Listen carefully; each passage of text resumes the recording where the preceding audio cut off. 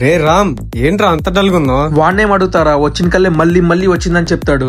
ఎందుకు అదే కళ మళ్ళీ మళ్ళీ నాకే వస్తుందో అర్థం కావట్లేదురా. ఏ సతీష్, ఏఐ చూసావా పిక్ ఎలా జనరేట్ చేసిందో? నువ్వు కూడా అలాగే దిగు. రే, ఏఐకి పిక్స్ ఇవ్వడమే తప్పురా, మళ్ళీ అందులో ఆడోళ్ళు వెంటే ఇంకా డేంజర్ రా. వచ్చాడయ్యా పెద్ద ఏఐ గురించి చెప్పేవాడు, వాడు అలాగే అంటాడు, నువ్వు అప్లోడ్ చేయి. రే, ఆడు ఏ కోర్సులు నేర్చుకున్నాడు చెప్పింది వినొచ్చుగారా. అబ్బో, సంవత్సరం నుంచి నేర్చుకుంటున్నాడు రా, ఏం ఉపయోగం?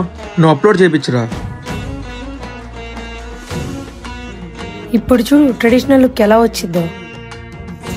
వచ్చింది చూడు. ఏ భలే వచ్చిందే. అదేంటి ఇందాక దిగిన పిక్ లో పుట్టుమచ్చ లేదు, ఈ పిక్ లో పుట్టుమచ్చ ఉంది ఏంటి? ఒకసారి నీ చేయి చూపి. కనిపించని పుట్టుమచ్చ కూడా ఎలా జనరేట్ చేసింది? ఇప్పటి వరకు మీరు ఎథికల్ హ్యాకింగ్ గురించే విన్నారు. అంటే ఏంట్రా?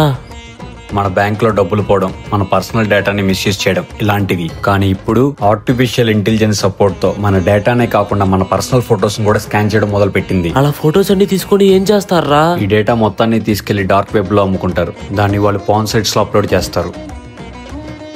చి, మరింత దరిద్రంగా చేస్తారా?